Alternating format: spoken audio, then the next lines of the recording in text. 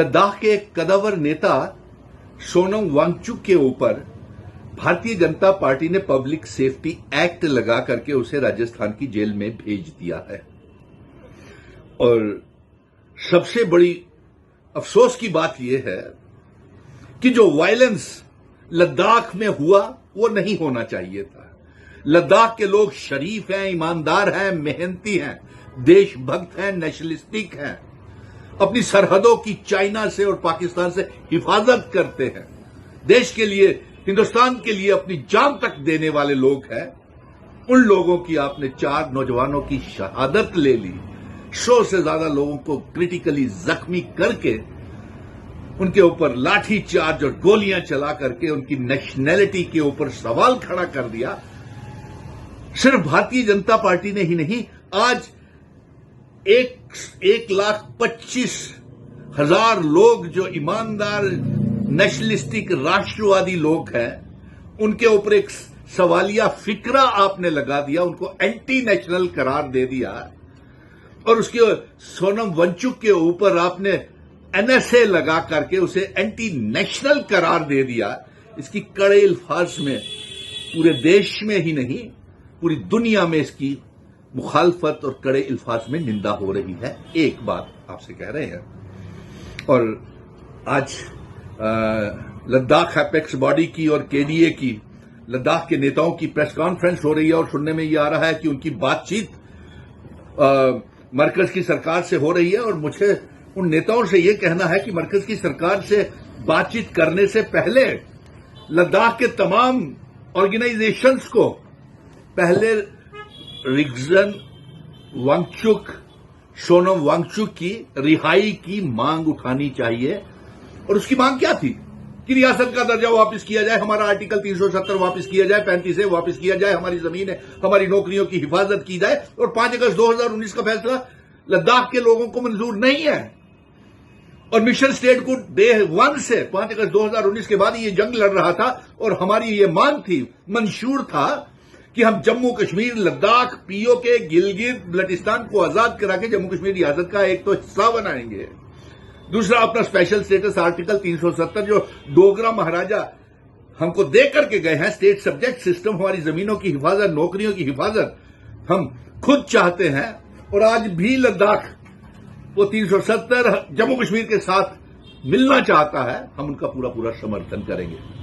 और जम्मू कश्मीर की आवाम को ये साफ अल्फाज में कह दें कि तमाम पॉलिटिकल पार्टी राजनीति कर रही है, लेकिन रियासत के दर्जे की जंग तो उन्होंने लड़ी ही नहीं।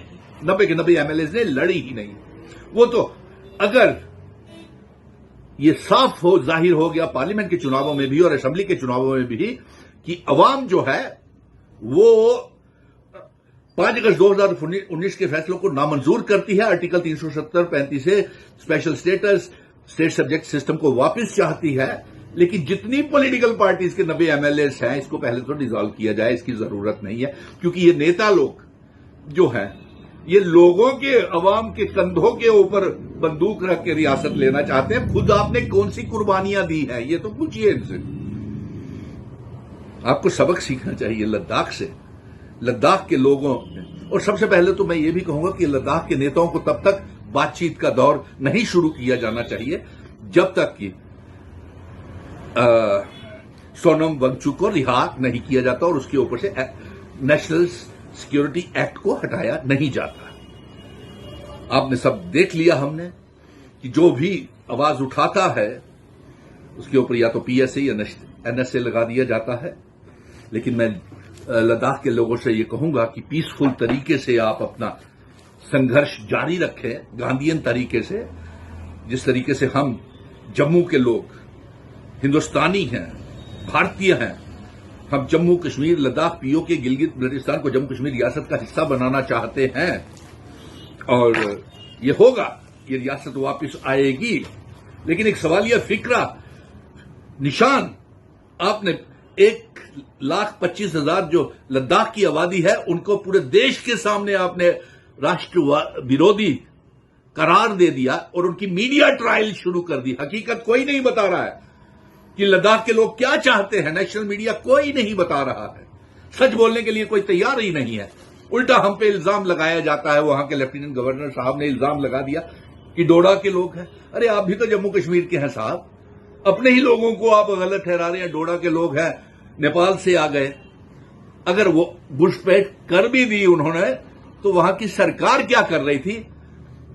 मौजूदा एलजी से पहले 2 और लेफ्टिनेंट गवर्नर मिश्रा साहब और माथुर साहब रहे हैं। उनके दौर में तो ऐसा आंदोलन ने कभी इख्तियार शक्ल नहीं की। क्या ये मजहबी चश्मा तो नहीं, आप ऐनक तो नहीं वहां पहनाने गए थे मौजूदा लेफ्टिनेंट गवर्नर साहब? हम उस तरफ नहीं जाना चाहते हैं। हम इसकी कड़े अल्फाज में निंदा करते हैं कि ऐसा वायलेंस वहां पे नहीं होना चाहिए था, ऐसी सिविल वार टाइप का माहौल वहां पे नहीं बनना चाहिए था। जो हुआ गलत हुआ, और वहां के लोगों से हम ये कहेंगे कि पीसफुल तरीके से, कॉन्स्टिट्यूशनल संविधानिक तरीके से अपनी मांगों को पूरा करवाएं। जम्मू कश्मीर आपके साथ है। अगर आप जम्मू कश्मीर का हिस्सा बनना चाहते हैं तो हम तो डे 1 से मिशन स्टेटहुड, सुनील डिम्पल ये जंग लड़ रहा है कि जम्मू कश्मीर, लद्दाख, पीओके, गिलगित बल्टिस्तान को जम्मू कश्मीर रियासत और भारत का हिस्सा बनाया जाए। और आपसे यही है, हम मांग करेंगे कि प्रधानमंत्री जी, ये एनएसए बनता नहीं है।